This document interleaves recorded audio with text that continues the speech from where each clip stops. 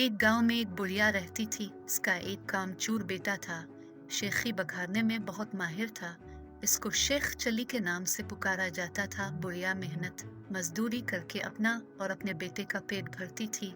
एक दिन बुढ़िया बीमार हो गई। घर में खाने को कुछ न था। रात को माँ बेटा दोनों ने फाका किया। अगले दिन माँ ने कहा, अब तुम कुछ काम करो, जंगल से लकड़ियां ही लाकर बेच दिया करो ताकि गुजर औकात हो सके। शेख चली ने जंगल की राली, जो दरख्त उसके रास्ते में आता वो इससे पूछता, मैं तुझे काट लूँ या नहीं। किसी दरख्त ने भी इसका जवाब न दिया। शाम होने को थी। शेख चली घर वापस आने का इरादा कर ही रहा था कि एक दरख्त नजर आया। उसने पास जाकर पूछा, मैं तुझे काट लूँ? दरख्त बोला, हाँ काट ले, मगर एक नसीहत करता। मेरी लकड़ी से पलंग बनाना और बादशाह के दरबार में ले जाना।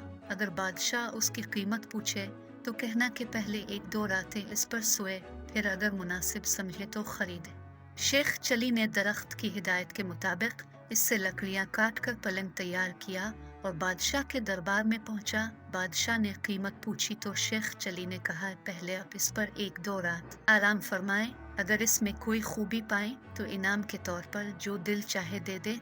बादशाह हैरान हुआ और शेख चली के कहने पर नौकरों को हुक्म दिया कि आज यही पलंग मेरे कमरे में बिछाया जाए। रात हुई तो बादशाह इसी पलंग पर सोया तो आधी रात को पलंग का एक पाया बोला, आज बादशाह की जान खतरे में है। दूसरे ने कहा, वो कैसे? तीसरा बोला, बादशाह के जूते में काला सांप था। चौथे ने कहा, बादशाह को चाहिए कि सुबह जूते को अच्छी तरह झाड़ कर पहने। बादशाह ने ऐसा ही किया। वाकई बादशाह के जूते में एक सांप बैठा हुआ था।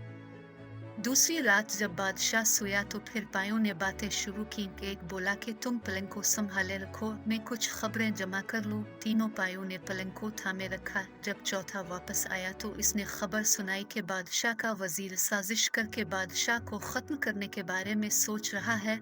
फिर दूसरा पाया गया और खबर लाया कि बादशाह की एक कनीज वजीर से मिलकर बादशाह को जहर देना चाहती है।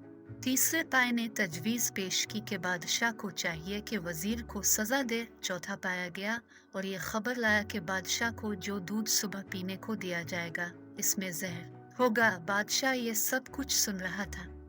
सुबह जब उसे दूध दिया गया तो इसने न पिया बल्कि एक बलि को पिला दिया। बलि इसे पीते ही मर गई। कनीज से बादशाह ने तहकीकात की तो मालूम हुआ कि जहर उसके वजीर ने कनीज के जरिए दूध में मिलवाया था। बादशाह ने वजीर को वजारत से बर्खास्त करके जेल भिजवा दिया और अपनी कनीज को महल से निकाल दिया। बादशाह ने शेख चली को बहुत इनाम दिया। दरबार में उसकी इज्जत होने लगी।